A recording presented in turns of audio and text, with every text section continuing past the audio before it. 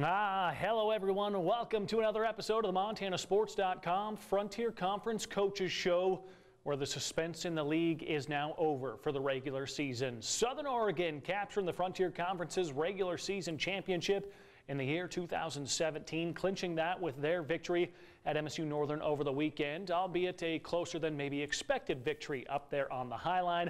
Couple that with Montana Tech's loss, which we'll get to in just a moment. And the Raiders, the 2014 NAIA National Champions, are poised to make another title run when it comes to the postseason. However, they, of course, can't forget about this regular season finale, a tough, challenging game in Butte against Montana Tech. Now the Orediggers saw their Frontier Conference Championship hopes come to a close after losing at College of Idaho this weekend. The shorthanded Orediggers 64-35 coming up on the wrong end of the scoreboard, but playing without quarterback Quinn McQuarrie and all standout running back Jed Fife left that football game early on. Still, there were chances for the Orediggers and coach Chuck Morrell. So no Frontier Conference championship, now sitting at 6-3 and just trying to squeak into the backside of the NAIA playoffs. And they'll probably have to do so with a victory against league-leading Southern Oregon this weekend. It was once touted as the Frontier Conference championship game. Now it comes down to win and hopefully get in with a 7-3 record. Well, I think, a couple of key things. We made a couple of key early special teams mistakes that cost us pretty significantly. And then, when it comes to playing against their read option scheme, basically, as it boils down to it, it's very assignment-based. And, you can make just a small mistake and it can turn into something big. And I think, the combination of some of the early mistakes we made in the special teams play and then, guys not taking care of their assignments led to them getting some big plays. And then when you get in that environment down there and momentum turns against you, it's certainly hard to stem the tide as it starts swaying full force against you. And we weren't able to turn the tide on it. And it was unfortunate. Our guys had a good week leading up in terms of getting ready, and then absolutely just did not perform well at all once we got down there. There's a lot of great running backs in the Frontier Conference. The ones that come to mind, Fike, Ali at Carroll, Vega at Southern Oregon, Melby at Rocky. Where does this Kyle Zaretta kid that College of Idaho has fit into things? He scored 5 touchdowns. Sounded like he had the hot hand. Well, he's certainly a capable young player. There's no doubt about that. But then again, I come back to in terms of us, we've got to take care of, if they're running a dive scheme and a base scheme, then we've got to take care of our job assignments. And we just didn't do a very good job of that from a defensive standpoint. And so, certainly he has some speed and some open field capabilities. But I also look at, a simple fact that if we take care of our some of our basic things that we need to do, then those runs don't materialize. For you guys, backup quarterback playing in this football game, and he played pretty well when you look at the statistics. Had a lot of passing yards, some good touchdowns. The early one to Dion Williams, of course, to give you guys the lead. Your takeaway from how his performance was and, Quinn McQuarrie not being able to step into that game? Yeah, Davin certainly has been our backup here the last, last year he redshirted, but he was kind of our primary backup if we ever needed him last year, and we were fortunate enough to get to redshirt him throughout the course of the year, so he's taken a lot of practice snaps, and, he came in and executed the offense well. I thought our receivers did a great job, giving him some good targets and things like that down the field where they're, he certainly got it in their zip code, and those guys come down with the ball, and we did a good job. He did a good job of managing the game. Unfortunate, certainly unfortunate for us not to have Quinn out there.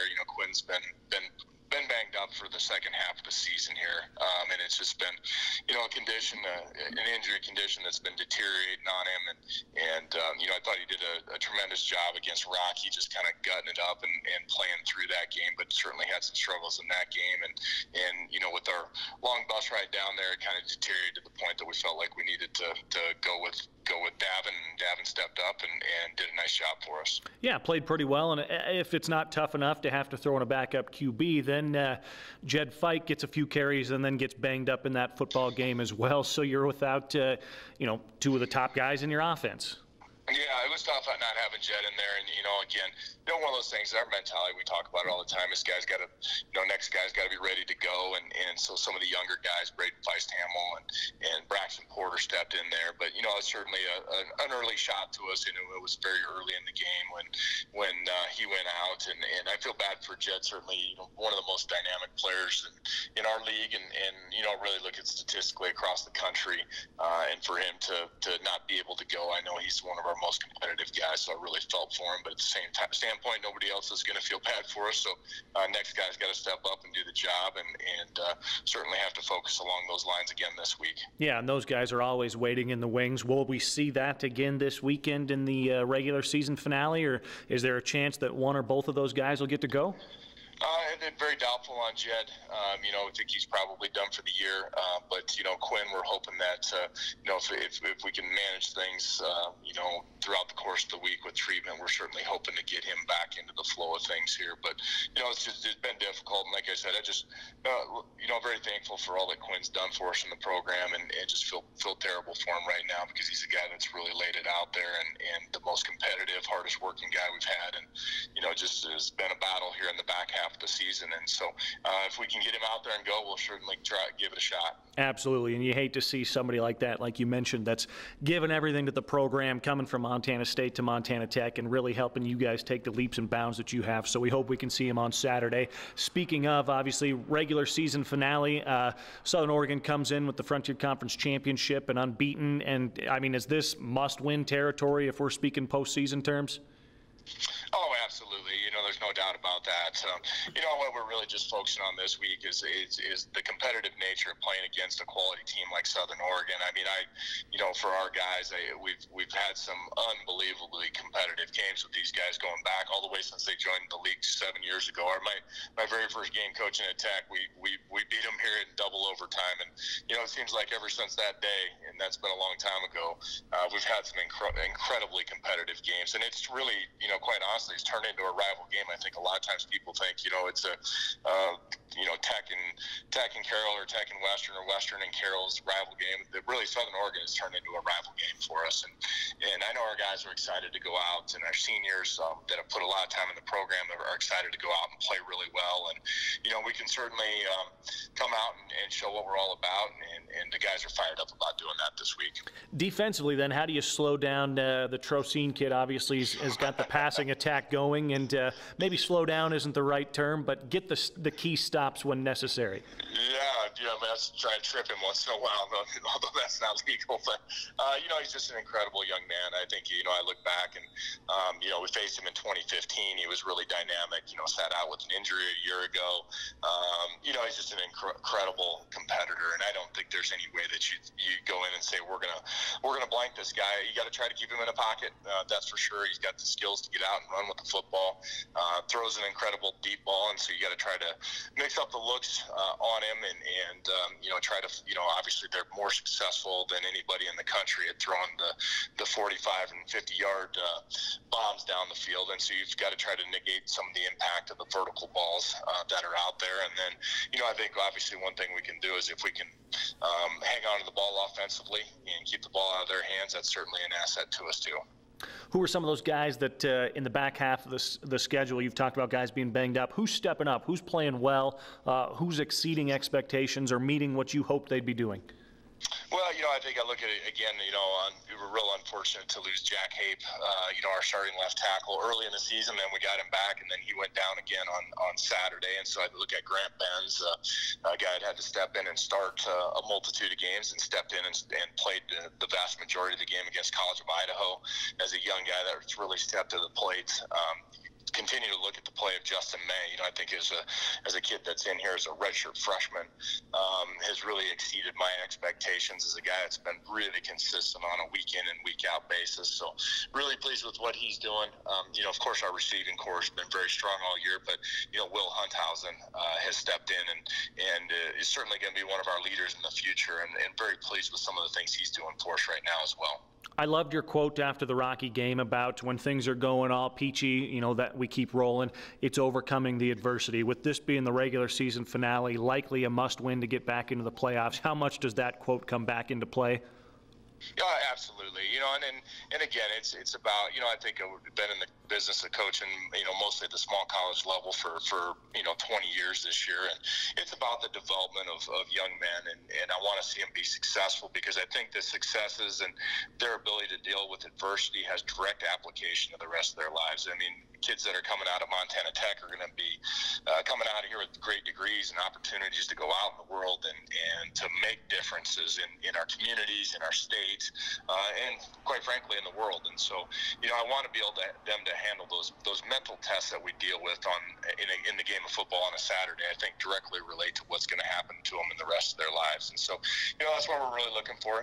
Obviously, we've gotten kicked and we're down a little bit right now, and it's an opportunity for us with a guaranteed Saturday coming up this Saturday to go out and play well and deal with it and play with some pride and play with some aggression. And so I think our guys are excited about that. Diggers and Raiders will go at noon in Butte. Again, Tech's playoff lives likely waiting on a win and then getting some help. MontanaSports.com has your updated league standings and sets the stage for this game and the others across the Frontier as we get set for your regular season finales. MontanaSports.com, your home for Frontier Conference football and beyond. Carroll College, meanwhile, has made it 3 straight wins and perhaps counting after the latest victory against Montana Western. This one in the Fighting Saints home finale there at Nelson Stadium.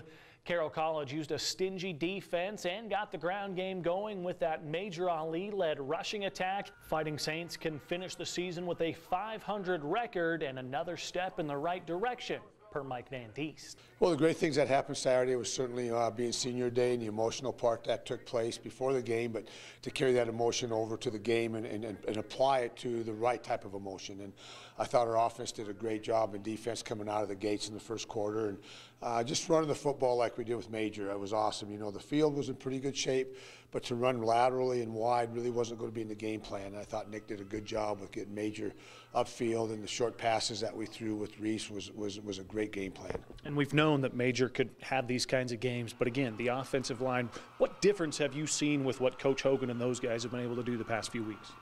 Well, it's a veteran group. 5 of the top 6 guys are seniors, and there's one junior in there, Willie Clements, who's been a 2-year starter. So it's a veteran group. They just need to mesh and just understand that they can be dominant. And I think that part of the game has really improved with those guys. Hey, what's 3rd and 5? It's 3rd and 3. Run behind me. No, run behind me. They want that.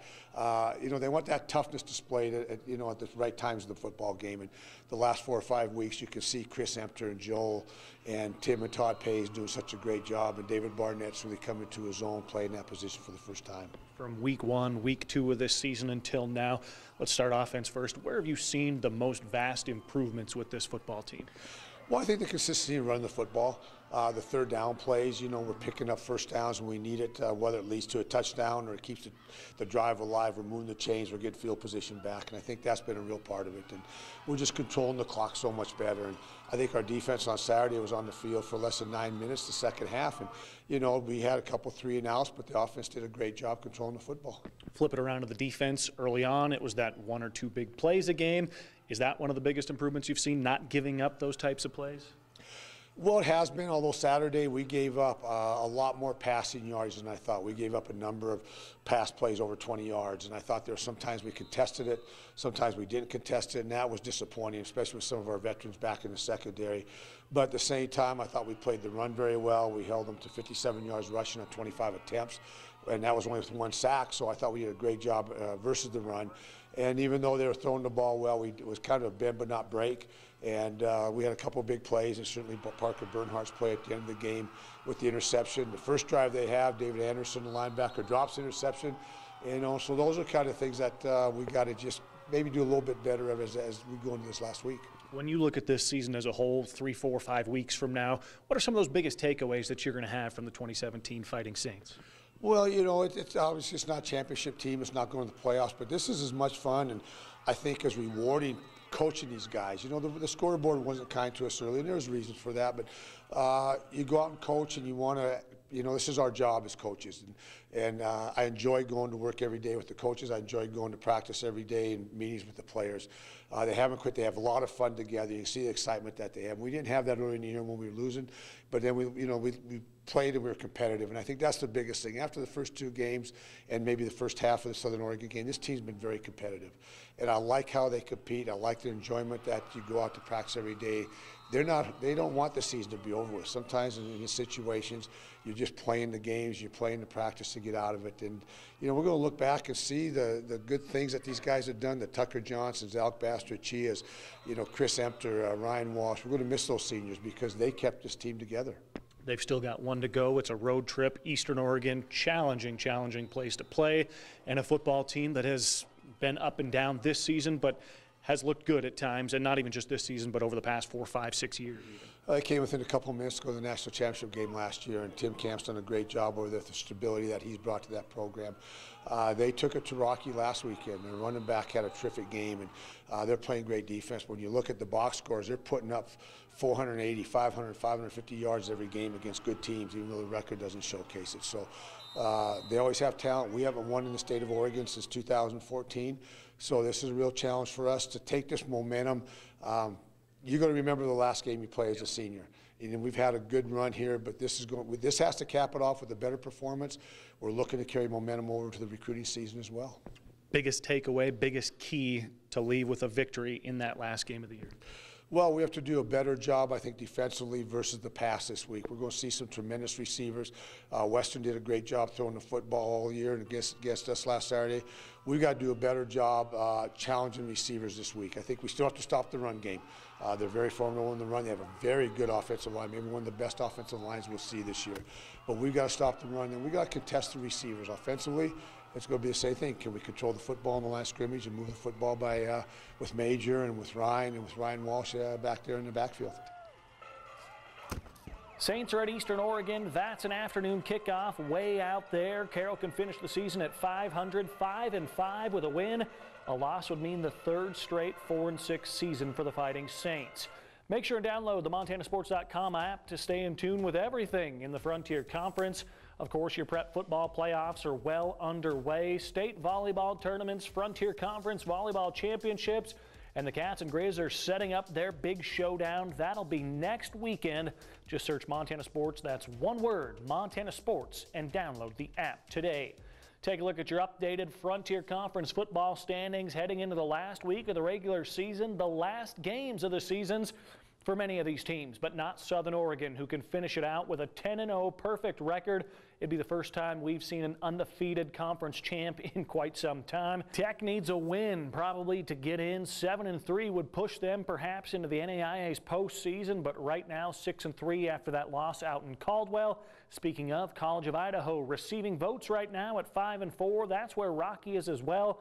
Their playoff hopes came to a close with a pair of losses in the last couple of weeks. Carroll College again seeking 500. That's where Western would like to wind up as well when they get set to host the Battle and Bears of Rocky.